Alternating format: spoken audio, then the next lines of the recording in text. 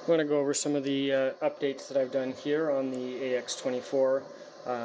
At this point, I have built my own custom frame and battery tray for it.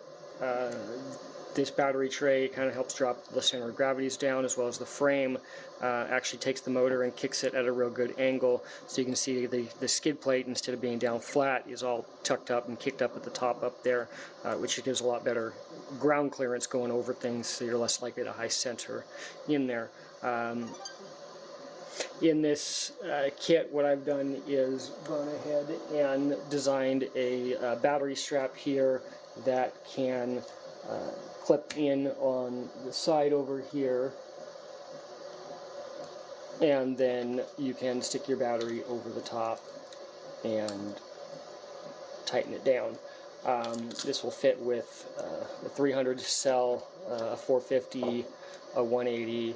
You can even put the flat cell down in here and clamp all the way down, or you could put one of like the 900s in here and tighten it down as well.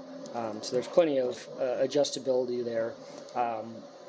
Other spots that you can put it, you can move the strap forward and put the battery farther forward. Depends on how you have this set up. If you're running like I've got set up here, I've got the Lizard Pro down in this little cubby down in here, and then my transmitter in the back there. If you're running something like a stock one, here you can run it either facing up this direction inside here by removing that plate, and it will stick straight up in the center here, and then you can put a battery in front of it, or if you wanted to decase it, you could slide it in from the back and put the plate back in here again, so that way you could run your flat battery up on top. There's a lot of adjustability and options. I've also made it so that there's a removable plate that goes on the back here, in case you want to make sure that you don't have anything exposed out the back. Obviously, if you're putting the ESC in coming out here, your wires are coming out there, and you don't really have an option to cover the back. But you do have two plates that you can put in flat in the center here, as well as back here, and those plates will bolt on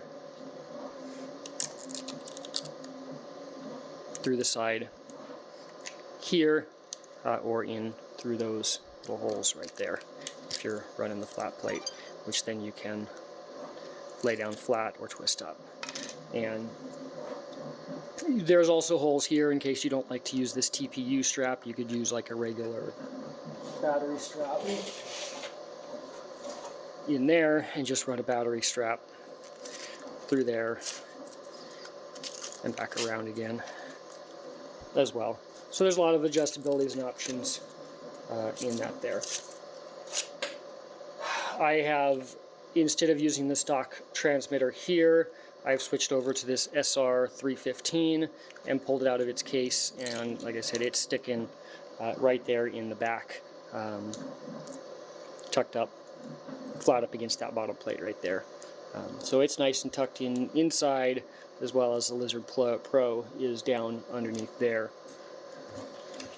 Now there's a lot of adjustability depending on how long you're going to stretch it. I've gone with the deadbolt rear suspension, so it's pretty far out the back, and I've got them almost to the same spot as the body mount is. And so if I was shortening it up to, you know, stock, or just the C10 rears, then I would probably pull the shocks down to one of these lower positions in there. So the front suspension, because the motor gets so close right there, I ended up bolting them to the outside of the frame instead of the inside of the frame like the rears have. But I've got a lot of adjustment points on this frame here, so that way we have the ability to change our upper link locations. Here's one of those frames. You can see it's got a nice angle to the it here, rather than being completely flat like on the stock skid.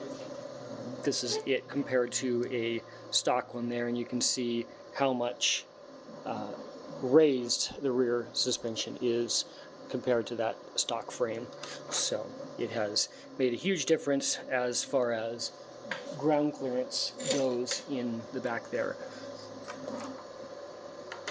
So at this point, I've got the wiring just plugs in there, and then that magnet's back over the top. This, I have shortened the whole body here.